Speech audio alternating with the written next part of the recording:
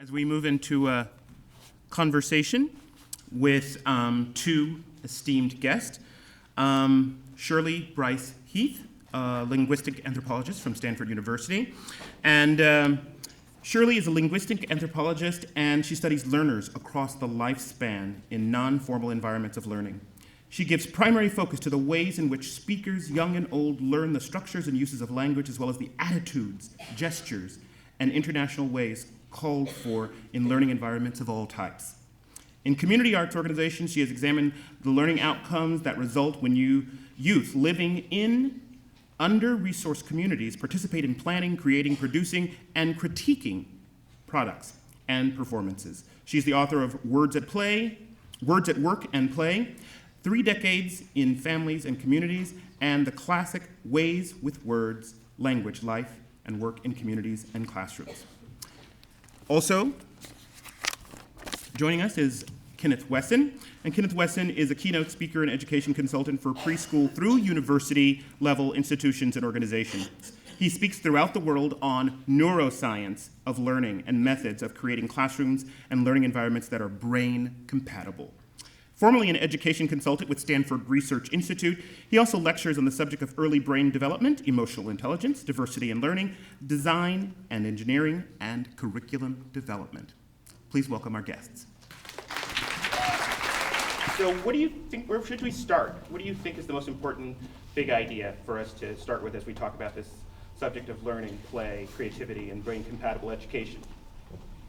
I'll jump in first. I think the most important thing is for us to trust our intuitions and not be persuaded that neuroscience has given us new answers. Because for the most part, our intuition has been leading good teachers for years and years and years to do what neuroscience is now only affirming. And so many people say, oh, I've got to look at neuroscience. And I say, no, look at what you've been doing and assess whether that's successful or not. Now, what Ken and I hope to do is give you some sense of where neuroscience is jumping in to be taken with considerable caution to affirm some very powerful intuitive practices. Yeah, one of the things that we probably heard, I think you've all probably attended workshops on left brain and right brain learning. Whatever you heard, forget it. Get it? Fast.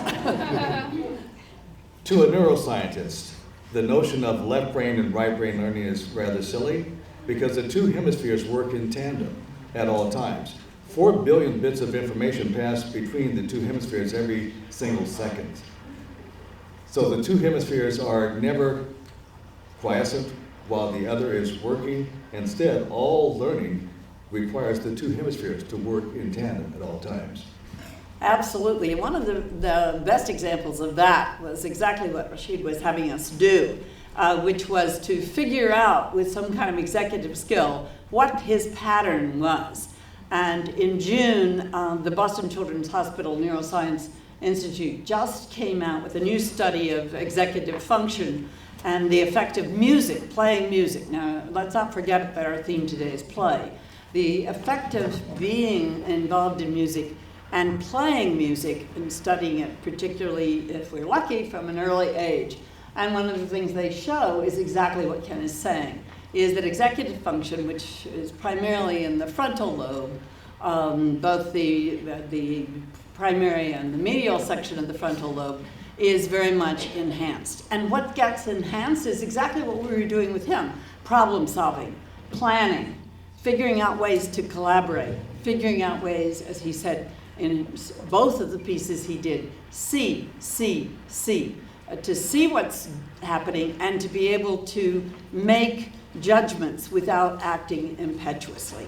And the amazing thing, as you'll see in the slide that I hope is going to go up, you're going to put that one up? Yeah. Is that the top A is those who have had musical training. Children who've had musical training. And you notice the difference in the brain activity in the frontal lobe. The red obviously is marking that. And again, you see it on the side. And that shows, and that C is those who've not had musical training. So that the executive functioning is It makes all the sense in the world. Again, go back to intuition. It is the amount of practice, it is following direction, and it is the multiple forms of direction that children who are studying music learn. Now, not to be discouraging to us as adults, they show some similar patterns with adults. But it's particularly important for children to have the power of play with music, because what music does is allow us to interpret. And again, exactly what we were doing this morning was interpret and moving in our own speed. And most important with play as well as music, they're both connected to, and you saw with the movement, patterns. The brain looks for patterns. We operate by patterns. And I had a couple of slides that I was going to share with you. This is from Mary Oliver's message about the messenger. And she says, "Let me keep my mind on what matters, which is my work, which is mostly standing still and learning to be astonished." And what we find out about the brain is truly astonishing. And here's one example, and that is that the brain is truly a highly visual brain that looks for patterns. Here's an example. If you look at this gentleman's eye, just stare at his eye for a moment, please, and continue to stare at his eye, then shift your attention to his neck and shoulder area. And you'll see that his face turns. As much as we talk about stimulus and response in the context of behaviorism or behavioral sciences. Yes. Stare at his eye, then shift your attention to his neck and shoulder area, and his face changes. Okay?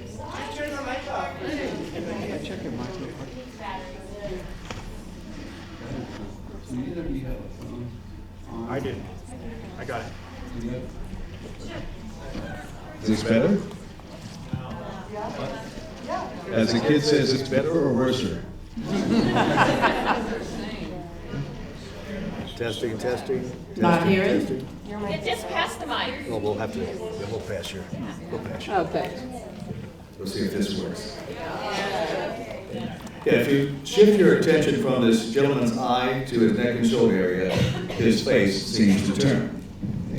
Even more importantly, because the brain looks for patterns, if you stare at the 3 dots on this young lady's nose and continue to stare at those dots, and I'll show you something amazing that happens with the brain. The brain likes to translate information into a context that the brain understands best. And so as you continue to stare at those 3 dots, I'm going to shift the screen to a blank screen, but I'll ask you to begin blinking your eyes quickly and repeatedly, and your brain will convert that into a full 4-color picture. And that's just a blank screen. And this emphasizes the importance of what Shirley was describing, and that is, we look for patterns. The brain looks for patterns. This is why mathematicians will tell you that math is not about numbers, math is about patterns. They're numerical patterns, and we represent the patterns with numbers. Art, dance, and music are about patterns. And every society ever known to man has always had art, dance, and music. One of the things that this picks up on, though, again, is what we did this morning. You notice the first thing he asked us to do was to involve the hand and the forearm. He didn't ask us just to move our hands. He asked us to move the hand and the forearm. Absolutely critical, and the same thing here. And this issue of patterning in terms of the brain is so vital, because so many people now are giving children plastic toys to play with from the crib forward.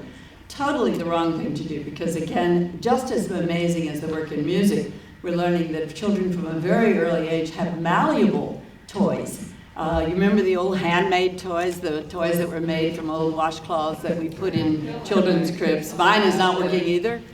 What are we doing? We'll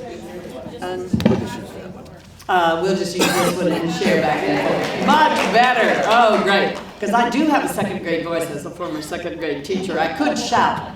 But the issue is that when children are working with their hands, and particularly, we see this in the new maker movement, where what we want children to do is to make things. Why has that come about to be so important? Well, it's fed by both the work on the research with the hands, but also the work on research that tells us that any time we, as adults or children, are asked to make something with our hands, exactly what Ken was saying goes on.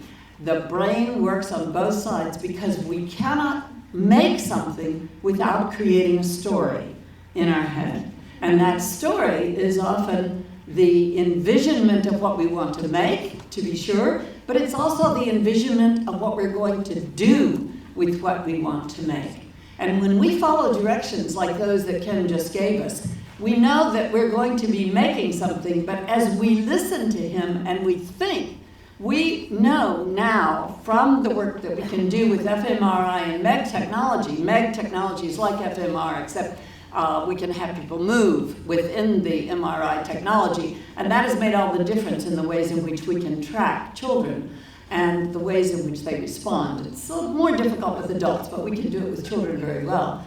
And the idea of using the hands to make something or to symbolize through some form of representation.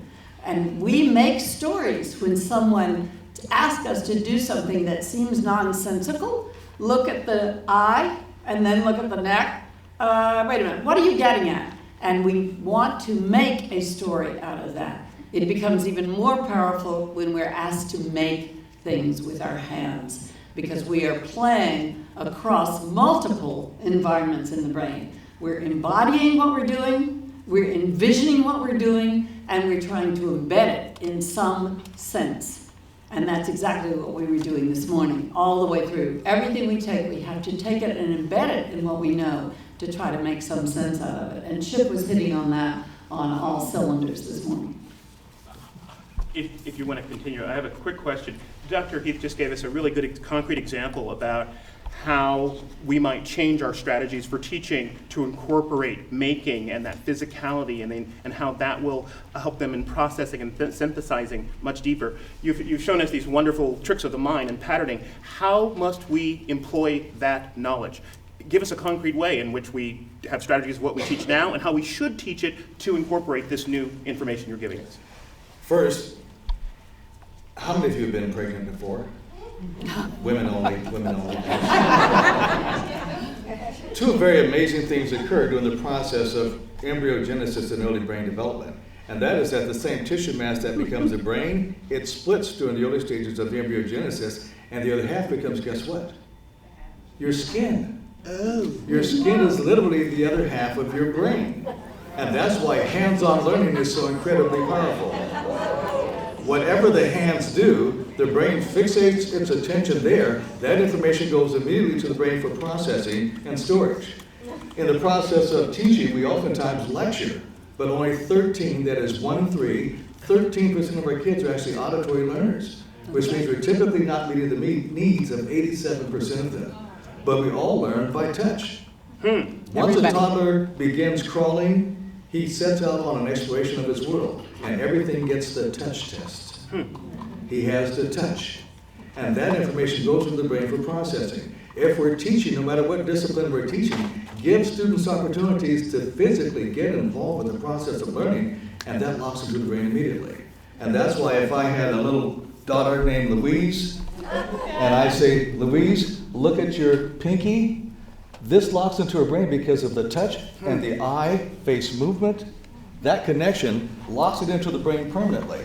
She can watch Pinky on the TV 100 times and never make the connection.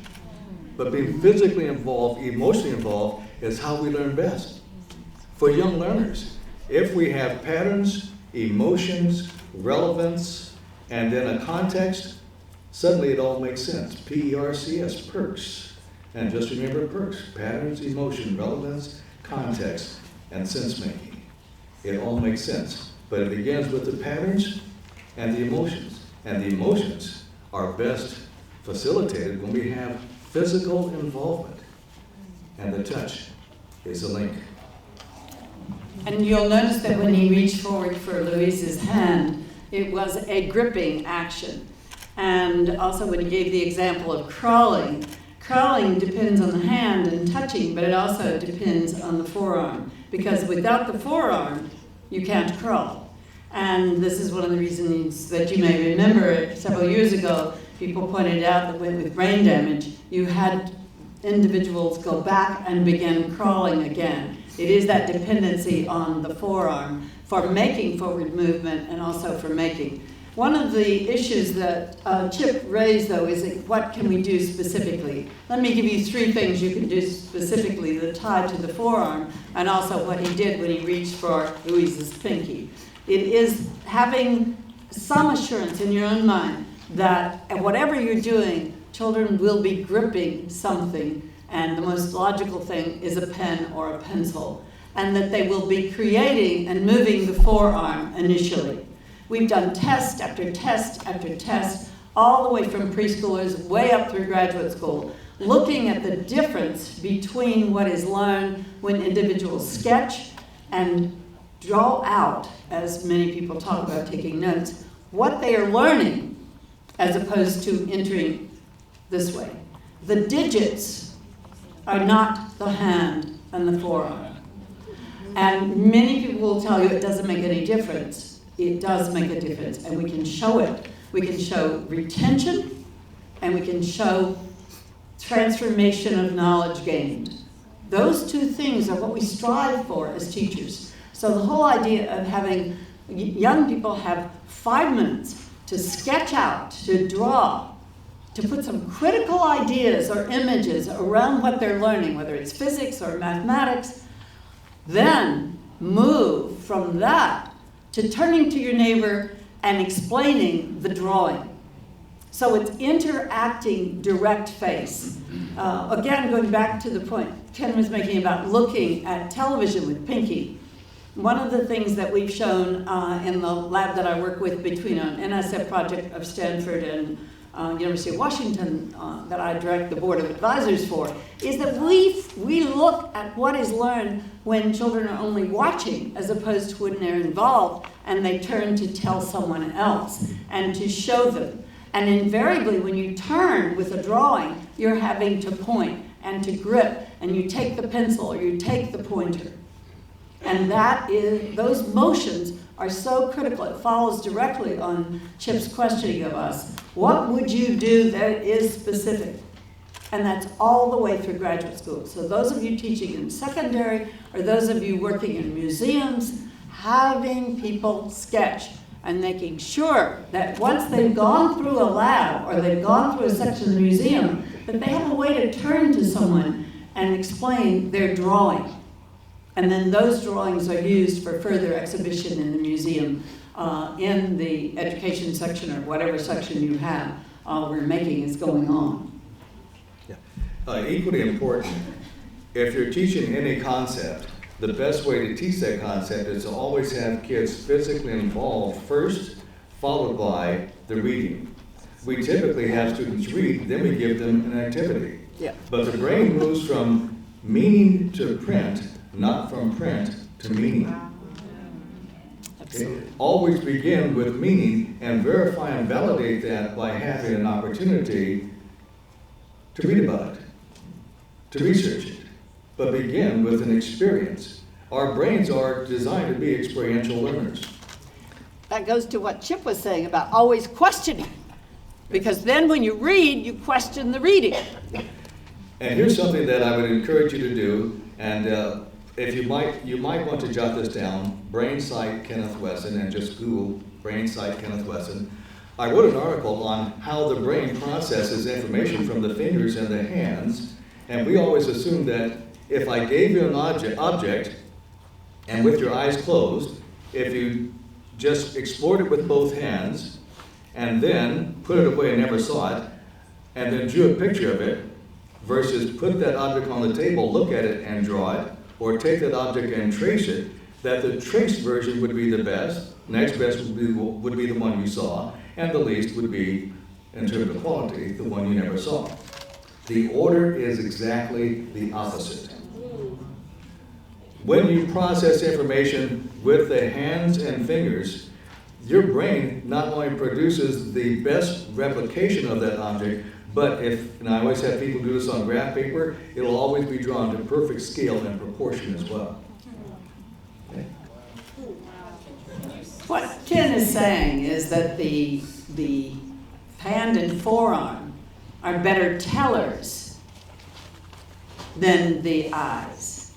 And that has to do in part with our evolutionary development, but it also has to do with the fact that the hand and forearm connect and activate in various ways. Again, the crossover Ken was talking about parts of the brain, and much more so than when we simply look and don't. Look with the idea of telling. Yeah. And that's critical. A lady had a question. The important thing is that we see with our brain, not with our eyes. Right. We say you see with your eyes, you actually see with your brain. Blind people navigate the world with no sight at all, but they navigate the world with their brain. Was your question about his website? Yeah. I'll give it to you tomorrow. If you buy my book. No. The article is Brain Sight. Just Google Kenneth Wesson Brain Sight. The article comes up. Okay, Mr. Wesson, we have an emerging term of brain-compatible education, and we're using this with all these other emerging developments and research coming out of from neuroscience. And multiple intelligences is something we've been dealing with and incorporating and adapting. But what I'm hearing today is that kinesthetic aspect, that physicality, that touch, is important across all those learning intelligences. Absolutely. So can you say a little bit more about that? Absolutely. As Shirley was saying, with children, what we found is that when kids, and I worked on a project with several people to get Baby Einstein products taken off the market. Amen. We were finally successful 2 years ago. And Baby Einstein, not only Disney had in the meantime bought Baby Einstein products, Disney offered to give anyone who had a Baby Einstein product a full refund, no questions asked. Have you ever seen a product so bad that someone would give you a full refund if you just bring the product in? No receipt, no box, nothing, just bring the product in to get it off the market. Because what we found is that kids who spent an inordinate amount of time with the Baby Einstein products were language delayed. Not only did it not contribute to cognitive development and growth, it stunted their growth and development. We learn by having opportunities to interact. When a child learns language, he does so by looking at the mother's face or the primary caregiver's face. You watch them, they'll dart their eyes back and forth at your eyes, and then they fixate on your mouth to see how you're forming those words. And they fixate on your mouth because they say, I gotta figure out how to produce those words. When they start babbling, they're practicing producing those same types of words. That's right. And with practice, they become fluent speakers of the native language. But even more important, that whole sense of hearing goes online 7 months in utero, so the last 2 months, that fetus is actually listening to the local language. All those oohs and ahs are because you're blowing our minds. Because every time we go to one of these things, everything we knew, we have to go, oh my God, let me rethink it. But so, given the interest of time, I'm going to ask each of you for your final thoughts. Final thoughts. Oh, I know. It's very hard. It's not me. Final thought. Remember that what's most important is, as Ken was saying, direct interaction. We now know that ambient talk in the environment for children, going back to the kind of statistic that Ken was giving, is not processed. What's processed is direct interaction. And therefore, when children represent, they draw, and then they're asked to talk to someone else, it's that direct interaction. And you say, but that's not as good as the knowledge I have. The issue is use representation. Representation, enactment, and having children envision. We do know, again, I talk about what should be taken off the market along with Baby Einstein, any digital equipment. Because we know that sitting in front of a television or a DVD for young children for 10 minutes will language delay, as opposed to direct interaction with hand play, making, creating, and drawing, and comparison. There is, in a sense, no comparison. Can you speak on tablets? Sorry to interrupt. Okay. It's like such a big deal. It's a big deal. We're going to get there. You know what? Based on your response, I want to be like really responsive right now. Is that cool? Is that cool? And we're going to be in the moment. We're just going to continue this conversation. Yeah. We're just going to continue. As Shirley 20 was more saying, minutes. one of the most important things for education, and education is something that begins at home, continues throughout life. It's not just the years in which you're getting the formal instruction. It's really all about creating visual imagery. I wrote an article for the American School Board Journal a couple of years ago on what drawing does for the brain. That drawing, all schools that say we have to focus on art and, reading and mathematics. That was a good slip. I wish they did say we have to focus on art. That say we have to focus on reading and mathematics and eliminate art. Their reading scores are typically flat or they'll inch up. But if you think of the billions of dollars invested to just inch up, that's not a good investment. But schools that have maintained art or reintroduced art, their scores have increased. And that's because art helps kids with visual imagery that they attach later to the words. And that increases reading comprehension. But for kids who are struggling with visual imagery, here's an example. Here I have a red car, a yellow car, and a blue car, and I placed them into a tube. And for children, I asked them, in what order will they come out to the left? And what order will they come out to the right? And then I turned that tube around and asked them the same question. In what order will they come out to the left? In what order will they come out to the right?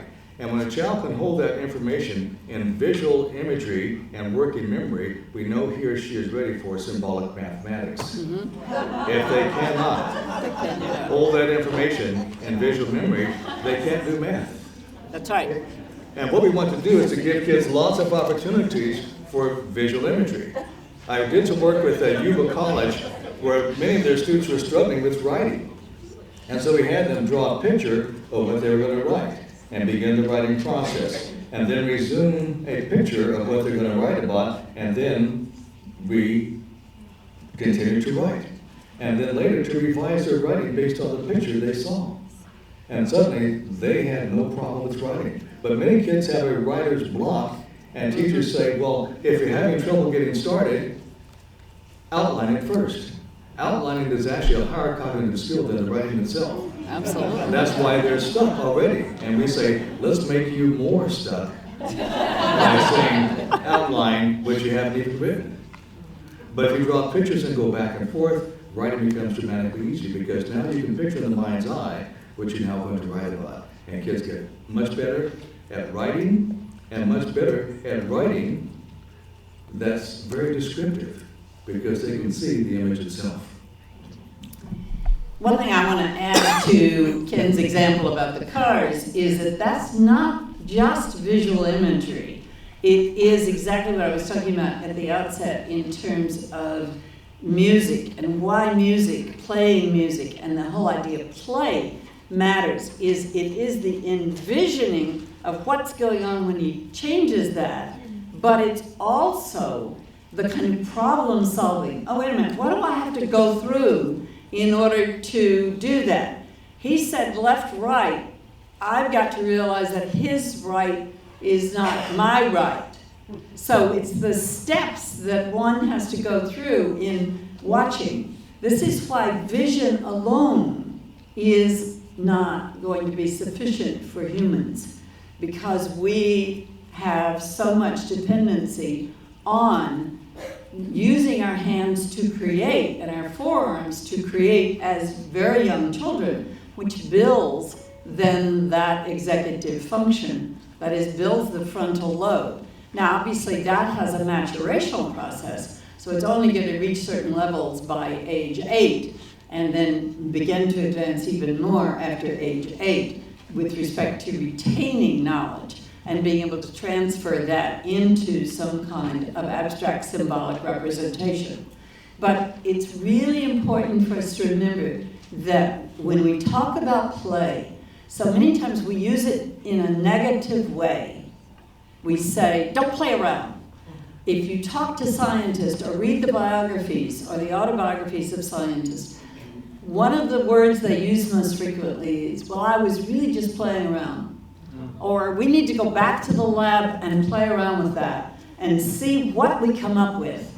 And again, it's playing and envisioning in order to imagine where the science is going. The same thing with any artist, whether they're in dramatic art, which we haven't talked about because we think of that as more advanced than young children, but the issue is readers' theater. Thinking about reading children's books and having children act it out as opposed to simply repeat the words. Again, what we did this morning, we were doing some action at the same time, and many of us were improvising and doing various kinds of action. So it's the multiple layering, and again, going back to Chip's question, and many of the things that you talked about yesterday is the integrated aspect of all of this. It's putting it all together. That's the reason that art and science together, and I'm a scientist, so I always have to throw that in, those processes are similar. And when children are doing art, they're fundamentally doing science. And we don't remember that. And thank you, we need to keep saying that. You cannot do art without doing science. And that's really important. You know, we have some burning questions, and I'm not sure what your comment's going to be, but I do want to get to that subject that already came up about how we responsibly incorporate technology, tablets, iPads. How can we do that better? How can we honor this new information, these new ways, new strategies for teaching and learning, but use the technology that we're all faced with? And I think we need advice because, our public education system is moving towards 21st century skills, and it's a very positive move. The way it's getting implemented is that new resources are going to buying Chromebooks for every kid, right? And so we need help to think about how we work with others to understand the appropriate and powerful ways that technology can be used, and not to have it have us all misstep and miss the important learning opportunities. Yeah. What we've seen is school districts like Los Angeles spending $1 billion buying Apple computers or the Apple tablets. Those tablets, first, digital devices. The 10 digits on the fingers are the original digital devices. Those are the most powerful of all of the digital devices. When you teach a child, and it was interesting, we were doing some work with children in a preschool where kids had a tablet, and teachers were very excited. That little girls were very good about identifying a flower, a ladybug, and they saw the name underneath, and she'd say ladybug. We went out in the garden, and the girl saw a ladybug that wasn't this size, and she said, "That's not a ladybug." Mm-hmm. When you are transferring information with misconceptions, you're not really teaching kids. Kids learn best through creativity. That's why Jean Piaget said, play is a serious business of childhood. Absolutely. Play is about discovery and exploration. And when you make those discoveries, that's when it locks into the brain, because what you get is a brain shoot of about 40 neurotransmitters in the brain that say, aha, lock that in permanently, that was exciting, that's worth knowing. When kids see information on a screen and they see so much information, 4/5 of the information that goes into the brain comes via the eyes, but we discard lots of it. And we discard most of it because it's not relevant to me. But what's relevant to me is what I do, and anything I touch, anything I experience, and where emotions are involved. A former student of mine, Dr. Robert Grant, has written a paper called Learning How to Essentialize, and he said, what we do is we learn to remember what's essential to me. But things that aren't important, we discard. And that's why someone will be 85 years old at the medical center. They can tell you every detail of their wedding, every detail of their child's birth, but they can't tell you whether they've taken their meds this morning. Because we remember our highest highs and lowest lows in life because they have emotional significance to us. When we talk about the makers, something I'd highly recommend. I was in Zimbabwe, and they had a junkyard right next door to a swap meet. And so my wife and I went to both, and we said, that's kind of interesting. At the swap meet, they'd have things like a lamp made out of a bicycle frame. And we were saying, and this gets back to the visual imagery that you create through art. How can someone look at a bicycle frame and see a lamp? Okay. When we teach students how to be creative, that's when the brain is doing its most powerful work.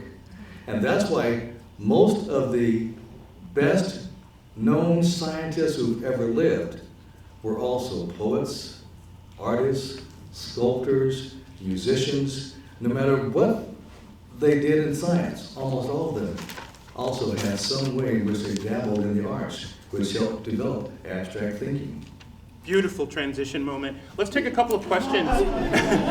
Well, before we do that, Chip, can I address Louise's question? Because I think, and the issue of tablets, one of the ways in which we're beginning to experiment, because we know we can't stop school districts doing the billion-dollar purchases, is to see how we can enhance what's happening there. And there are three ways that seem most promising in the lab. One is that no single computer, in other words, you never have child plus computer. It's always two children plus one computer. So they talk together, and in doing so, they are always in a creative project of some type. So that it means, in many cases, beginning to teach some programming. And as all of you know Minecraft, and one of the difficulties is that with JavaScript, that's not teaching Java programming. And everybody says, oh, you can't teach kids Java programming. Yes, you can. But it doesn't matter if they've learned JavaScript as long as they don't confuse JavaScript with Java. So the whole idea of the first is that you have two young people with one computer. So they have to talk, point, sketch, and then as soon as you can, introduce some aspects of programming. Remember the old logo system. The second issue is that they must do something creative with what they have so that they're in what we call a constant comparative mode, which is that they're looking at the ladybug on the screen and comparing it with some kind of dissection of a ladybug and looking at real ladybugs, or watching a film of ladybug, or listening to a music piece about ladybug, or reading a children's book about ladybug, or writing a children's book about ladybugs. So the issue is, again, it's the layering. It's exactly what you were talking about yesterday. So that's the second thing in which we can enhance the learning by saying, take this information, but compare it with other forms of information, which is, of course, is what scientists do all the time. It's well worthwhile reading a biography of Da Vinci. I mean, he was constantly comparing horses with the drawings, with mules, with the fetuses he could get of the botched birth of a colt. The third thing that seems to be important is to remove the technology and to have young people have to present what they've created, what they've gathered, what they've created to someone else, and then go to reproducing it technologically. That is, to making a permanent record via technology of what it is that they have done. And at some level, that's what Google Books has done. They've taken all these wonderful books that have been done in just that way, and they put them on Google Books, but we read them now as dead fixed objects. And of course, we know that young people now are not reading long, extended text. They can't process it. And the most damaging thing that has happened, that we can see in our brain studies of older children, is that they have lost the capacity to hold extended text, which is one of the reasons you have more and more law schools now having their students enter saying, no computers, we're going to teach you to write first. And the teaching to write is being done by enactment, by drawing, by going back and bringing back many of what we would call the primitive, the primary, the early childhood skills. So those three aspects are what we have under experimentation. It hasn't been published yet, but we're working very hard to try to figure out how you can accept what's there, but also find a way to build from it.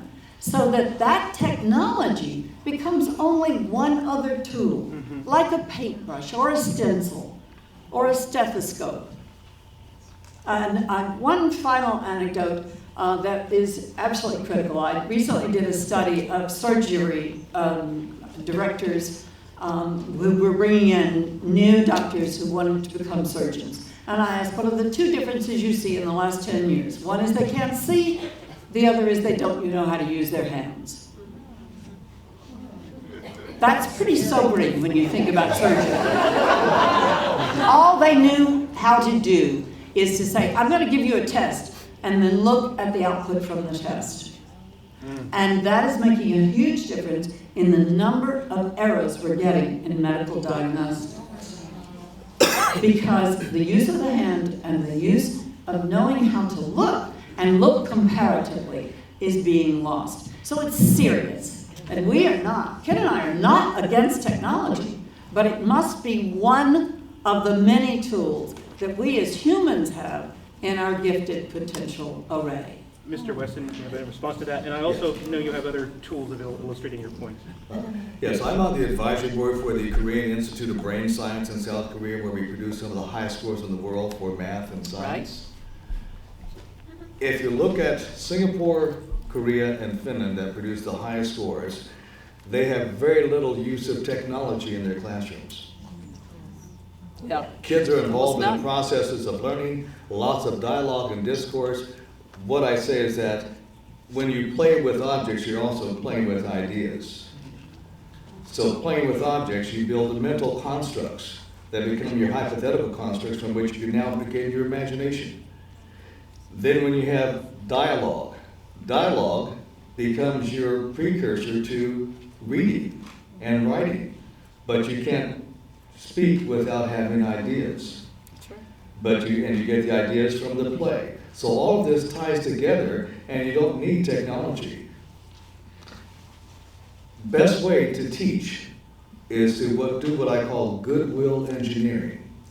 Go to the Goodwill, go to a thrift shop, go to a garage sale, buy something like an old toaster, any old object.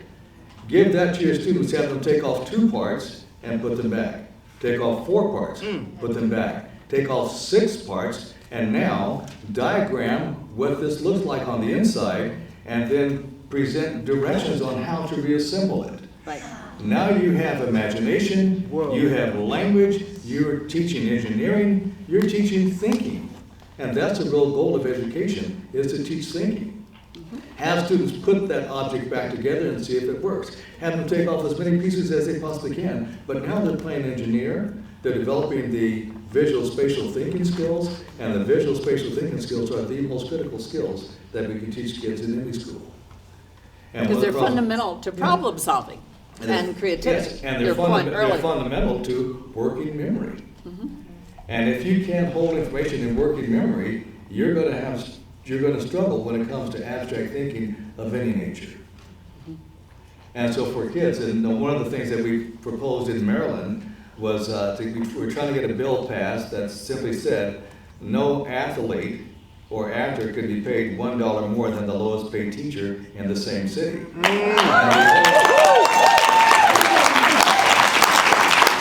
The whole point of that was simply to get this conversation out on the table as to what teachers bring to the table versus what others bring to the table. But looking at what teachers teach and how important they are to our society, the $1 billion spent on computers could have been better spent on improving teacher salaries. Amen. Okay. Amen. I have a challenge for us. I want to see if we can actually take 3 questions and be as succinct as we can, so we can get a little bit more feedback from into the audience. So I think you had a question early on. It's a really quick recap, so it shouldn't count as a question. If I heard correctly, you're saying taking notes, potentially doodling while listening is more powerful than don't take notes, I have it all here. Oh, amen. Okay. Good. Good.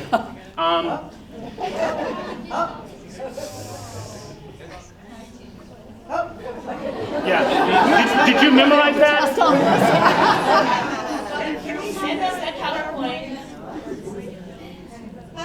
I would say, other than doodling, to talk about sketching, because sketching turns out to have many meanings in our society. While Ken's getting the PowerPoint he wants, the issue is that as one sketches, one can then go back and fill in. And then the next thing is, if you have kids who are doing comics or graphic design, have them create a brief graphic novel. At one page of a graphic novel, how would you start it? It's analogous with Ken's point about taking apart the toaster. Yeah. Is that you, at one page, you have a starter here. How would you do this as the beginning of a graphic novel? Now, how would you, let's take it as the beginning of a graphic novel and describe to someone where you think that graphic novel should go, or have them tell you where what you have written tells them it should go. Great. So that you're constantly layering. Mr. Wesson? Well, the important thing is that we want to constantly make connections. And as we were saying about left brain and right brain, if you'll all turn to a neighbor and first put both fists together like so, what you've created is a model of your brain. But turn to a neighbor, put a flat hand between your neighbor's two fists. Put a flat hand between your neighbor's two fists. Okay? And what you just modeled is a structure called the corpus callosum. And the corpus callosum is a structure of axons that connects the two hemispheres so that there's no such thing as left brain or right brain. For all complex cognitive functions, for all abstract thinking, for all languaging, the two hemispheres work together in tandem. Okay? So put your corpus callosum together, please. Put your corpus callosum together. Put your corpus callosum together. And now say to your neighbor, left brain, right brain. Well, I use both of them. Because I have you, my corpus callosum. That's my brain Valentine. But it's that corpus callosum that truly makes the brain whole. Okay, that was two. Let's get another question. Way up there, okay? So if you have a child that is language delayed because of watching television early on, and say they're now a teenager, how do you reverse that?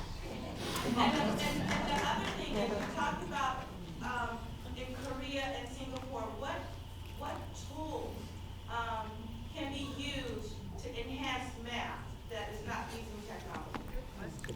The first thing you do with adolescents or middle schoolers, forward to adults. The reason I can't be with you tomorrow is I have to fly to New York because we've been creating Shakespeare in the Park with the Public Theater with elders, firmly incarcerated who've been in prison 20 to 25 years, foster kids, and youth-based arts organization. And last year we did The Tempest, and now this year we're doing The Winter's Tale with 200 community members from all 5 boroughs.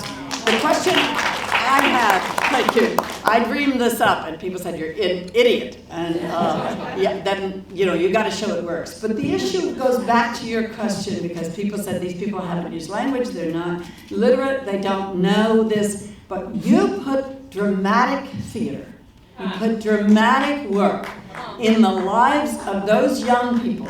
We see it all the time in Free Street, in Chicago. We see it in Mosaic, in Detroit. Right now we're negotiating, I think that Mosaic, which is generally an all-black youth theater, they're in theater from the time they enter the 5th grade in the oldest black school in Chicago, in Detroit rather, and they stay for 5 to 7 years. Those kids exit from that program, let me tell you, at the top of their game. Woo!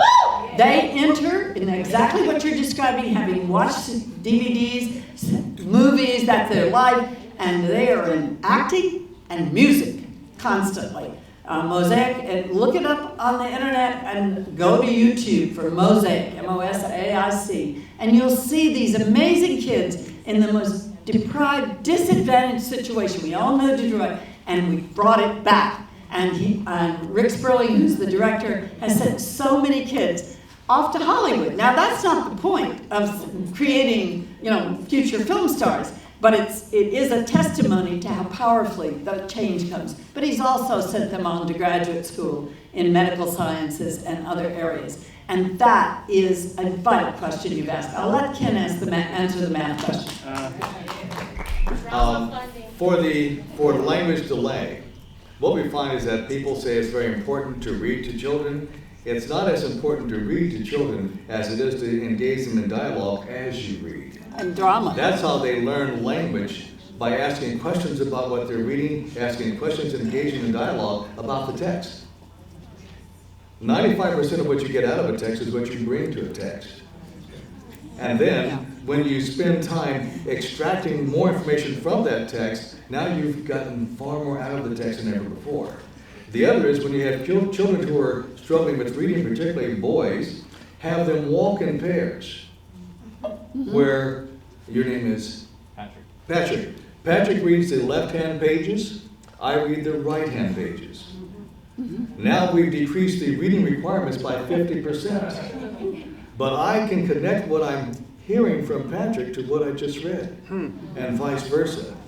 And for kids who are struggling with the reading, you don't struggle as much with the reading. But even more important, by merely standing up, you add 5% more glucose to the brain. That's what fuels the brain. By walking, you add 15% more glucose to the brain. So your ability to think improves by just having the opportunity to move. And that's why if you go to a conference, most speakers will be on stage walking back and forth because we do our best thinking when we're moving. When you talk with a child who's misbehaving, we typically say, Patrick, why did you do what you did? And Patrick says, I don't know. Stand Patrick up, put your hand on his shoulder, walk with him, ask the exact same question, and you'll get a cascade of explanations by just moving. Women who walk into a room say to their husbands, honey, what are you thinking? We say nothing. Stand your husband up. Hold his hand because you want to introduce touch. Walk with him, and you'll hear a lot about what your husbands are thinking. But that's because we do our best thinking by moving. And touch is critical to turning on the brain. If you raise your arms like you're being robbed, please raise your arms. Okay. Bring them down across the shoulder of the person seated next to you. And as you look around the room, you notice everyone's smiling because touch turns on the brain. Okay.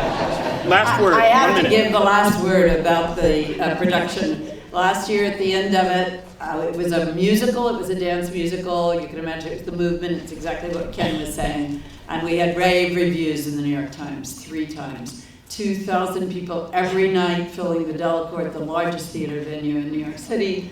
And 3 nights, 6,000 people, 4,000 people turned away.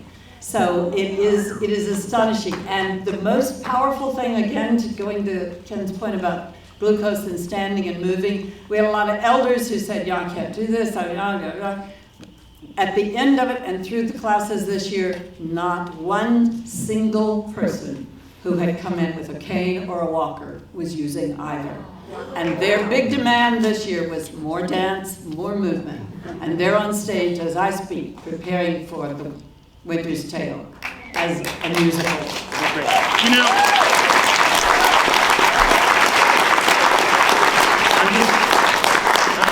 I'm going to give a little shout out. Dancers already knew this. We knew this already. We knew it already. So thank you for validating us. You know, we went to school today. I felt like I was at university. I know you have a burning question. Write it down and come talk to him. But here's what I'm going to say right now. I want to say that thank you so much for making these big ideas, these big concepts, this neuroscience, these theories accessible to us. Thank you for explaining. Isn't that great?